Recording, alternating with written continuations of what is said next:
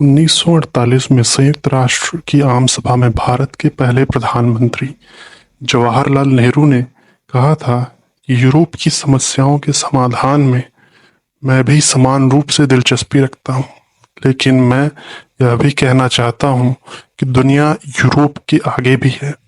आप इस सोच के साथ अपनी समस्या नहीं सुलझा सकते हैं कि यूरोप की समस्या ही मुख्य रूप से दुनिया की समस्या है। नेहरू ने कहा था, समस्याओं पर बात संपूर्णता में होनी चाहिए। अगर आप दुनिया के किसी एक भी समस्या की उपेक्षा करते हैं तो आप समस्या को ठीक से नहीं समझते हैं। मैं एशिया के एक प्रतिनिधि के तौर पर बोल रहा हूं और एशिया भी इसी दुनिया का हिस्सा है। भारत के मौजूदा विदेश मंत्री एस जयशंकर यूक्रेन पर रूस के हमले के मामले में भारत का पक्ष बहुत ही आक्रामक तरीके से रखते हैं। 2022 के जून महीने में एस जयशंकर ने स्लोवाकिया की राजधानी ब्रातिस्लावा में कॉन्फ्रेंस में कहा था, यूरोप इस मानसिकता के साथ बड़ा हुआ है कि उसकी समस्या पूरी दुनिया की समस्या है, लेकिन दुनिया की समस्या यूरोप की समस्या नहीं है। भारत की विदेश नीति और भारत का साथ ब्रिक्स और क्वाड देशों दोनों बयानों में निहित है। ब्राजील, रूस, इंडिया, चाइना और साउथ अफ्रीका के गुट को ब्रिक्स कहा जाता है, लेकिन इस साल जनवरी में इस समूह की विस्तार हुआ और इसमें मिस्र, इथियोपिया, ईरान, सऊदी अरब के साथ यूएई भी शामिल हो गया। ब्रिक्स को चीन और रूस के दबदबे वाला समूह माना जाता है। चीन, रूस और ईरान खुलकर पश्चिम विरोधी बातें करते हैं। दूसरी तरफ सऊदी अरब, यूएई और मिस्र पश्चिम और चीन के बीच संतुलन बनाकर रखते हैं। मिसाल के तौर पर भारत और ब्राजील को छोड़कर सभी ब्रिक्स सदस्य चीन की महत्वाकांक्षी परियोजना बेल्ट एंड रोड इनिशिएटिव यानी BRI में शामिल है। ब्राजील भले चीन की BRI परियोजना में शामिल नहीं है, लेकिन 2022 में लूला दा सिल्वा के राष्ट्रपति बनने के बाद से संबंध गहरे हुए हैं। ब्राजील के कुल निर्यात का 1/3 चीन को होता है, लेकिन सभी ब्रिक्स सदस्य देशों में भारत एकमात्र देश है जो पश्चिम से रणनीतिक साझेदारी मजबूत कर रहा है और चीन से तनावपूर्ण संबंध को लेकर भी संतुलन बनाए हुए है। भारत दुनिया की तीसरी सबसे बड़ी अर्थव्यवस्था बनने की ओर है।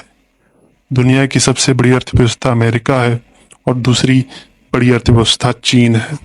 भारत एक तरफ इंडो पैसिफिक में चीन से मुकाबले के लिए क्वाड में है, तो दूसरी तरफ ब्रिक्स में भी है। ब्रिक्स और क्वाड के लक्ष्य बिल्कुल अलग हैं। ब्रिक्स पश्चिम के प्रभुत्व को चुनौती देने की बात करता है और क्वाड को चीन अपने लिए चुनौती के तौर पर देखता है। जर्मन प्रसारक DW से Jindal school of international affairs के डीन श्रीराम चौलिया ने कहा, जब ब्रिक्स का विस्तार नहीं हुआ था तब तक यह बातचीत का चौपाल था। ऐसे में भारत के लिए रणनीतिक और आर्थिक तौर पर हासिल करने के लिए बहुत कुछ नहीं था, लेकिन अब ब्रिक्स का विस्तार हो चुका है और यहाँ एक किस्म की प्रतिस्पर्धा है। ऐसे में हम नहीं चाहते हैं कि ब्रिक्स का पूरा स्पेस चीन को सौंपा दिया जाए। विस्तार के बाद ब्रिक्स के पास वैश्विक GDP का 37% हिस्सा है, जो कि यूरोपियन यूनियन की GDP से दोगुना है। चौलिया ने DW से कहा, चीन चाहता है कि ब्रिक्स प्लस पश्चिम के खिलाफ डटकर खड़ा रहे, लेकिन जिस तरह से विस्तार हुआ है उसमें चीन का मकसद हासिल होता दिख नहीं रहा है। क्या ब्रिक्स को वैसे देशों से मजबूती मिलेगी जो अंतर्राष्ट्रीय मुद्रा कोष यानी IMF की मदद से चल रहे हैं? यह गुट कर्ज मांगने वाले देशों का समूह बन जाएगा, ना कि एक दूसरे को मदद करने वालों का। मुझे लगता है कि ब्रिक्स के भीतर भी प्रतिस्पर्धा होगी, ना कि चीन का पूरी तरह से दबदबा होगा। यहाँ तालमेल की पर्याप्त गुंजाइश होगी। हाल ही में चीन ने पाकिस्तान को ब्रिक्स में शामिल का समर्थन किया है। रूस ने भी तत्काल पाकिस्तान की सदस्यता का समर्थन कर दिया, लेकिन भारत भी ब्रिक्स का संस्थापक सदस्य है और बिना भारत के समर्थन के पाकिस्तान का गुट में आना आसान नहीं है। भारत अब किसी खेमे का बनकर नहीं रहना चाहता। भारत की विदेश नीति की बुनियाद गुट निरपेक्ष रही है। अब भारत गुट निरपेक्ष के बदले बहुपक्ष की बात करता है, यानी भारत अपने हितों के हिसाब से सभी पक्षों के साथ रहेगा। भारत का ब्रिक्स और क्वाड में होना विरोधाभासी तो लगता है, लेकिन पश्चिम को भी ये बात पता है कि भारत के ब्रिक्स में होने से उसे कोई नुकसान नहीं है, और रूस को भी पता है कि भारत के क्वाड में होने से उसके हितों के साथ कोई समझौता नहीं होगा। हालांकि पश्चिम और रूस दोनों भारत के क्वाड और ब्रिक्स में होने पर अपनी असहजता जाहिर करते हैं। क्वाड में भारत, अमेरिका, ऑस्ट्रेलिया और जापान है।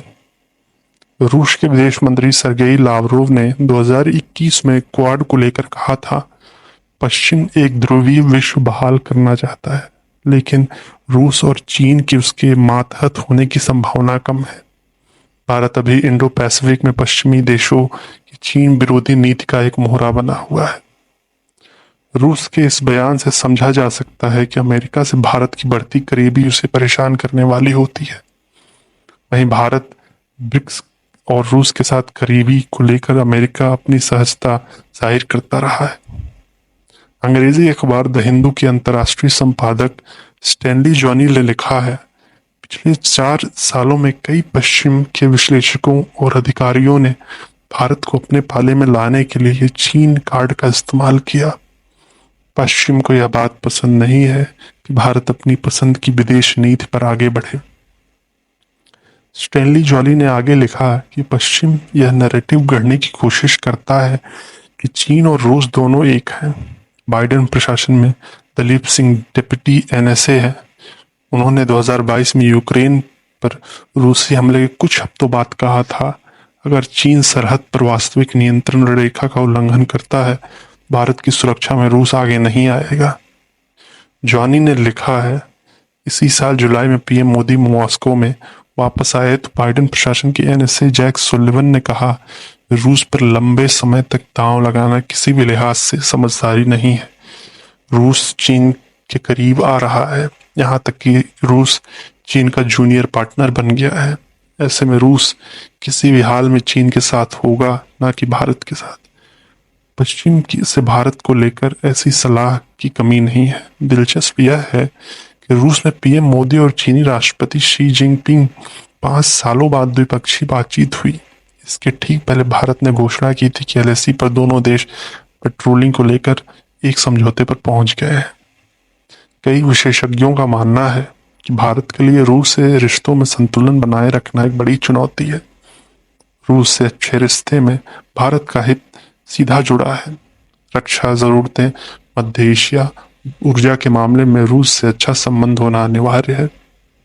भारत को मध्य एशिया पहुंचना है तो ईरान के जरिए ही पहुंच सकता है। रूस के बिना भारत के लिए मध्य एशिया पहुंचना आसान नहीं है, क्योंकि रूस का ईरान और मध्य एशिया में खासा प्रभाव है। डीडब्ल्यू से भारत के विदेश मंत्रालय में आर्थिक संबंधों के सचिव रहे राहुल छाबड़ा ने कहा, ईरान, सऊदी अरब और यूएई के आने से 40% तेल व्यापार ब्रिक्स के हिस्से में आ गया है। अगर ब्रिक्स देश भुगतान के लिए कोई अपना प्रबंध कर लेते हैं तो इसका बड़ा असर होगा। जाहिर है इसका बड़ा फायदा चीन को होगा, लेकिन भारत को भी होगा। बहुपक्षीय दुनिया में हर प्लेटफॉर्म जरूरी है और भारत अपने हितों को साधने के लिए हर प्लेटफॉर्म पर है। भारत जितनी आक्रामकता से पश्चिम के दबाव को खारिज कर रहा है, उसकी बुनियाद क्या है? कई लोगों का मानना है कि भारत का यह रुख नया नहीं है, भले कहने का अंदाज आक्रामक हुआ है। भारत के पहले प्रधानमंत्री जवाहरलाल नेहरू ने विदेश नीति की बुनियाद गुटनिरपेक्षता में रखी थी। उसके बाद की जितनी सरकारें आई, सब ने इस नीति का पालन अपने अपने हिसाब से किया। हंगरी में सोवियत यूनियन के हस्तक्षेप के 1 साल बाद 1957 में भारत के तत्कालीन प्रधानमंत्री जवाहरलाल नेहरू ने संसद में बताया था कि भारत ने क्यों इस मामले में यूएसएसआर की निंदा नहीं की। नेहरू ने कहा था, दुनिया में साल दर साल और दिन ब दिन कई चीजें घटित होती रहती हैं जिन्हें हम व्यापक रूप से नापसंद करते हैं, लेकिन हमने इनकी निंदा नहीं की है, क्योंकि जब कोई समस्या का समाधान खोज रहा होता है तो उसमें निंदा से कोई मदद नहीं मिलती।